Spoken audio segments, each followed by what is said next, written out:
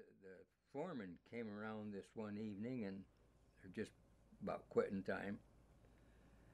And he says, when are you going to make this machine pay out? I was on a big multiple spindle drill, drilling things. And the job had been burnt out. In other words, there was no way of making it pay. He said, when are you going to make it pay? And I said, well, never. I says, hell, job burnt out, it'll never pay. And of course, I was 18 years old and somebody he could chew on a little bit.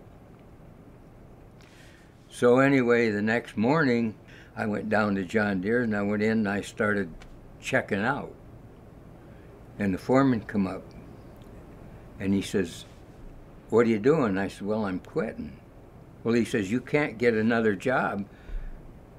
Well, you see, the war was on, and that was a defense plant. And you couldn't go in, no other defense plant could hire you if you quit for something like 30 or 90 days, I think it was. Mm-hmm. The law said, no, you couldn't be hired in one of those other plants. And I said, well, I don't care. I says, I got a trade. I don't need that. Yeah, 18-year-old guy telling you he's got a trade. He looked at me, yeah, a trade. He said, what kind of a trade do you got? Well, I says, I just happen to have a barber's license.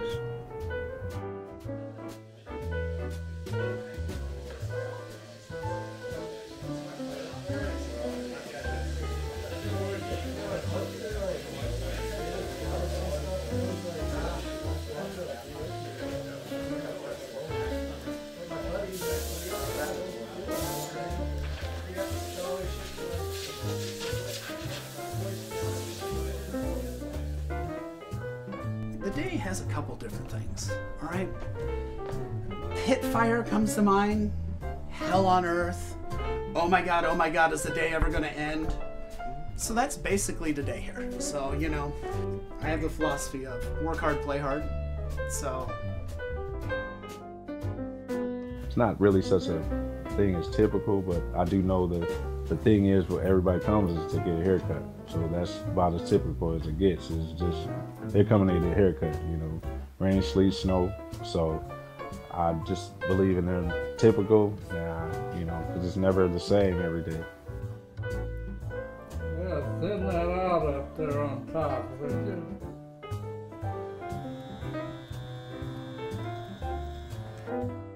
Eyebrows okay? Well, my favorite joke was the guy came in and said, I want it all cut off. Nobody heard. 5 people waiting. So I started my clipper and I pretended I got tripped, went the whole side of his head, skinned it. I tried to talk him into getting a short haircut. They all thought I made a mistake.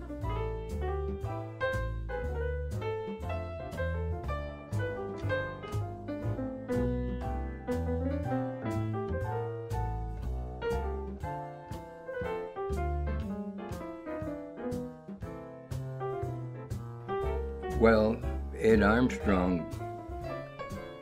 when he graduated in the spring of '42, he went to barber school. He said, why don't you come down and go to barber school? I was working for a farmer. And so he made the arrangements and I went down and went to school. And the war was on, so they couldn't get students. So this fellow that ran the school, he was offering free tuition. You had to put up $25, and if you stayed the full 6 months, well, he'd give you back your $25.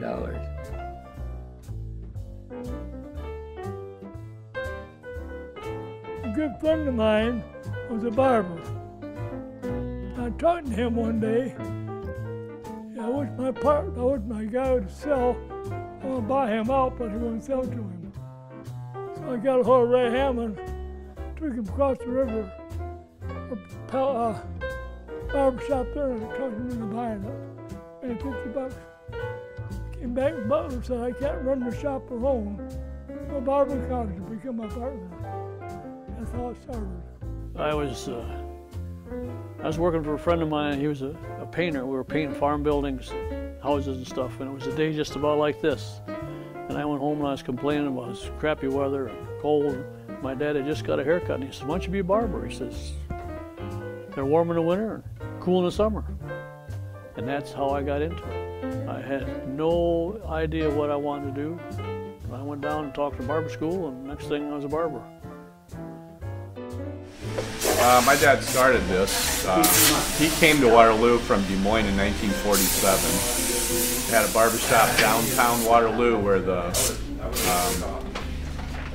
Sullivan Center is. And then in 1960s, 62, he moved to a neighborhood barbershop in Waterloo. And then I joined him in 1980. And we just outgrew that and came over here. So with the Butlers have been in the barbering profession for a long time. I was just born into it, I guess. Grandfather, father. I mean, when you really look at it, great-grandfather was a barber, grandfather's a barber, dad's a barber, brother's a barber, my aunt's a barber, my other aunt married a barber. Sometimes you just can't get away from what you're supposed to do. My whole life I was always like, I'm not gonna cut hair, because I grew up in hair salons. And I was like, I'm never gonna cut hair, no, I'm gonna do something more manly. I joined the military, came home. Next thing I know, I'm at 21 years now, cutting hair in the family business. The one thing I said I'd never do. Well, I hit a decade of my career. And I was like, oh man, when you hit the decade of your career, you're like, is this all I'm gonna do? Is this it in life? But what else do I know? Comics. I know comics. I'm a collector. I've been in them my whole life. So I put up this one wall, and it started out, it's now just the Marvel wall. But I put up that one wall, borrowed some cases from my brother he hadn't stored from his business, and it just keeps growing and growing and growing.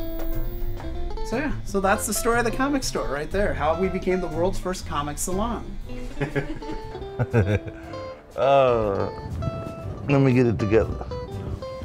I'm Justin Powell, owner and operator of the Fade Room, Waterloo, Iowa. I've been a barber about 7 years professionally. You know, people come in a barber shop and they're kind of used to who's cutting their hair. They're not quick to go into the new guy's chair. And my mentor told me once you do your job and you lay that haircut on that client, it could take you all day. But at the end of the day, you look up, you have a client. And then at the end of the year, you look up and you have 200 plus clients. So the challenges are to get the client in the chair, because the cutting part is easy. The talent is there.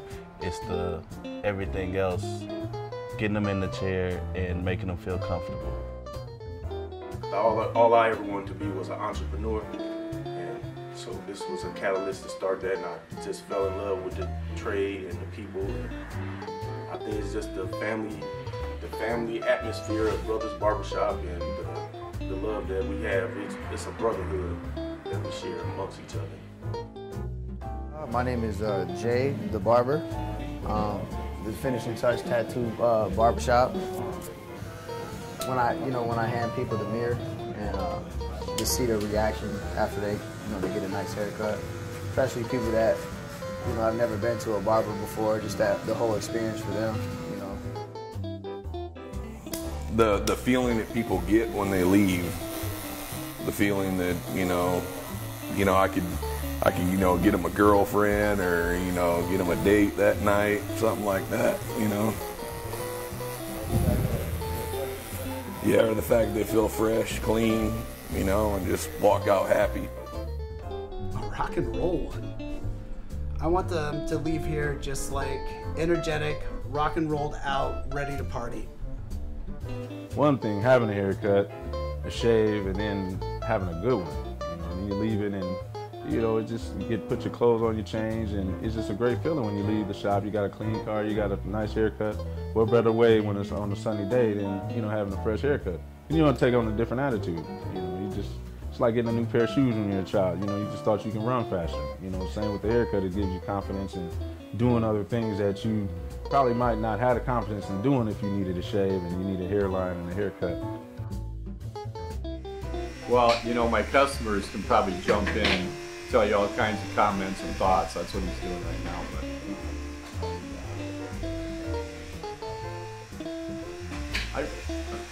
everybody has to have a haircut. So I think that whether you go to a barber shop or a salon or whatever, it becomes personal. And you hopefully make a lot of friends. And it's at my age now, it's interesting because I've done 3-generation families also. You know, I've done the grandfather and the son and the grandson. So it makes it kind of neat when you look back and get to know the families.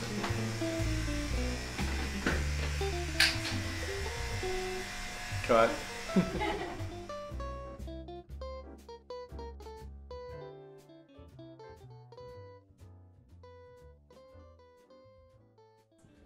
You had a lot of hair on top. Too much. I think a good friend of yours used to be a barber, died too, huh?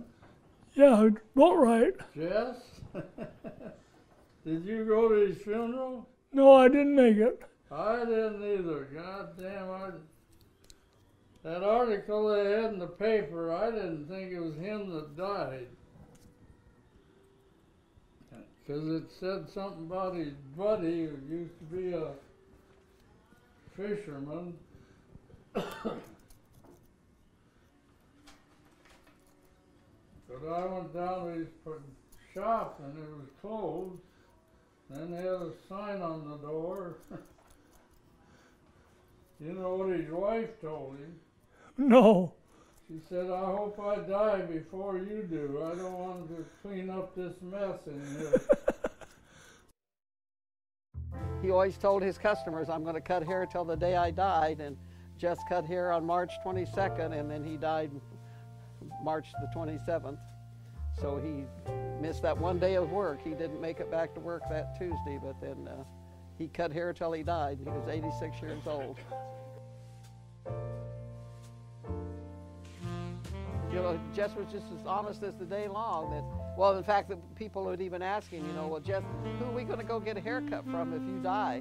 And he'd say, well, I guess I'm going to be dead. I guess I don't give a damn.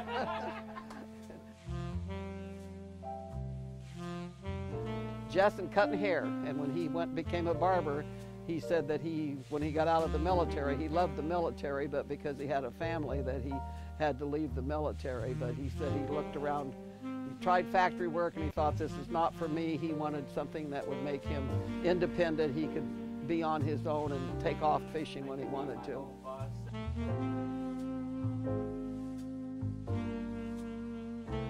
Well, he always took pictures of all of his fish. I mean, because if you fish like Jess, you're obsessed with fishing, and nobody's going to believe that you catch that many fish.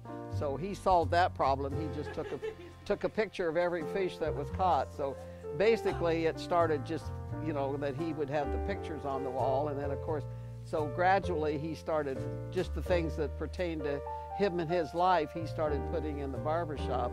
And then people, of course, through the years, they would just give him Christmas presents and trinkets of all of the little items that was here. I know at the last count that he had over 3,000 bobbers in here. But you know, I always told him that he was, in his own way, he was absolutely, utterly amazing. Because when I'd go out fishing with him, and Eric and I was his fishing companions this last summer because he just couldn't be out there by himself. And I'd just look at him and I'd say, you realize, Jess, that every fish you catch, it's like the first fish you ever caught. He was excited. I don't care if he had just cleaned 100 the day before. He was just excited about that fish when he would catch it. He never lost that enthusiasm.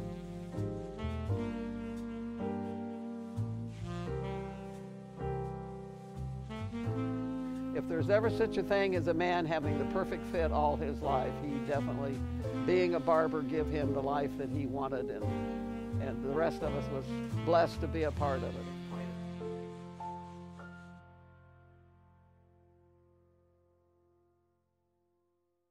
I was working there for Scanlon, and Tommy Waters, he'd gone to the service, and so it was just Scanlon and I. Well, then Bill Williams, he came back into this country, and he had barbered a lot around these little towns around here. So Scanlon hired him to come in on Saturday and work. And Bill was fast. And Bill, the first couple of Saturdays he come in, he was taking it all. And I was just, and I came home, I really felt bad. And I thought, something's gotta go. And I started working on speed. And after that, I got known there for a while as being the fastest barber around. And I even had a couple guys tell me they wouldn't come to me because I was too fast. But I really got fast. But I just figured I had to, you know. And then the Beatles showed up. Long hair showed up. And in about, from that time, from the mid-60s till early 80s, I think about half the barbers in the country went out of business because people wouldn't get their haircut only maybe once a year, or when grandma came or whatever. Kids never got haircuts. They grew it long and they wanted it long. I mean, you grow hair down your shoulders, so how many haircuts you get a year? None. When I started there in this Waterloo, Cedar Falls, and Raymond and Evansdale, there was probably roughly 75 to 80 barbers. And in the late 80s, there was probably, well, like we got now, there's probably about 15 barbers, maybe 20. They kind of we all disappeared, you know. When I was the president of the Barbers Union, we all charged the same, we all had the same hours, we all had the same days off. And they tried to come in, but I controlled pickets, and I made sure they couldn't come in. Well, it takes 30 barbers to be a union. There was only 20 at that time. Now there's 10. So now cost cutters and all those come in and have ruined the barbering. They start at 8 in the morning, and they close at 9 at night, open Sundays. I can see why the folks take the kid out to supper and get a haircut. I always told him he was the last of a dying breed because, you know, the old-fashioned barbershops were just going by the wayside, and the more stylists came in.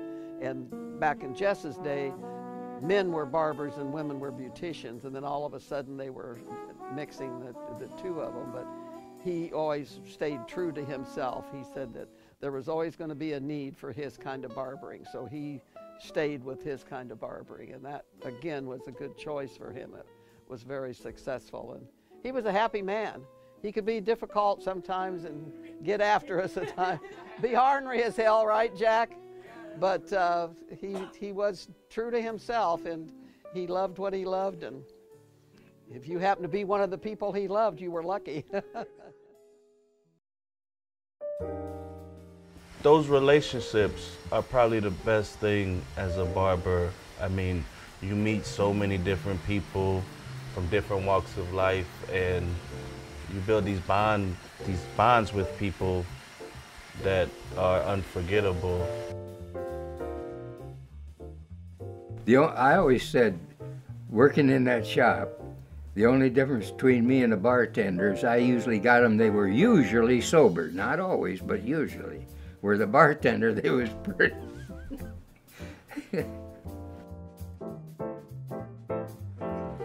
I've been quite lucky. I haven't had really any bad. I had a couple intoxicated clients, you know, they can't stay awake or keep moving, keep talking. I get them done as fast as possible and try to ignore them. And this one, he'd come in there and he'd always get a haircut and a shampoo. And if Scanlon worked on him, everything was fine. If I worked on him, shampoo stinks, shampoo stinks. So this one day, he started telling me that, and I just stepped around in front of him, and I says, "You know what I'd do if I was you, Doc?" And he said, "What?" I said, "I'd go home and wash my own goddamn hair." From then on, the shampoo never stunk. I want to plead the fifth on on that one. No, it's a tough business, and dealing with several personalities and different conversations, you run into conflict, and a time or two there are difficult clients, but all in all, I try to give the best customer service. As long as the haircut's good and the customer service is good, and I do my best, that's what I take pride in. I don't think kids should be scared to tell their parents that they want to do something other than go to an academic college. You need to go be a welder, go be a barber, go be a carpenter, plumber, electrician. These jobs are fading away faster than any other job because nobody wants to be self-employed anymore. Nobody wants to have a skill other than how to read a book or be on a computer. And I don't think that's right. This is one of the best professions you can get in. My grandpa raised 4 kids. My dad raised 2 kids. My great-grandpa, even though he did a lot of other odd jobs way back when, he raised, 2, 3, 4 kids. It's just, this is a good job, and I think people are scared to do a hands-on job nowadays. They don't like the uncertainty of maybe not having health insurance or, that kind of stuff. But you make a living there. It's a good job. I think that's what everybody should know.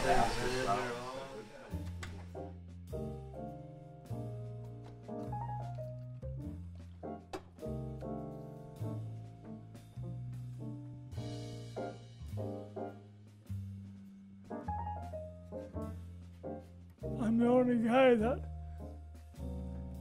used the vibrator.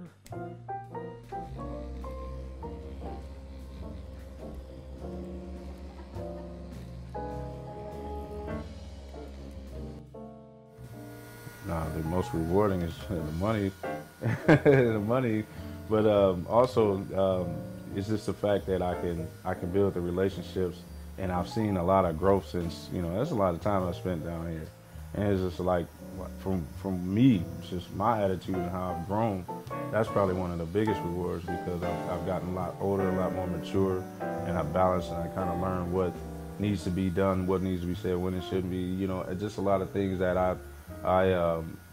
even the relationships, the people's hearts I've touched, the hearts, the others that have touched mine, and just the things I've learned, just from natural, just not even having to go to college to learn some of these things, just for people to give me information and help, and just give me inspiration and encouragement. Yeah, nowadays there's a lot of barbers that come out of school, and then, they act like the world kind of owes them something, but it takes a lot of hard work, So my only advice is just to stay down until you come up. And when you come up, stay down. Like I said, you try to get out, but you just can't. So I just decided that this is what I was supposed to do, is what I was supposed to do. I've been doing this half my life. I think I'll be doing it till I'm dead, yeah. I don't know what I'd do without this, or where I'd be. I can't actually picture myself doing anything else.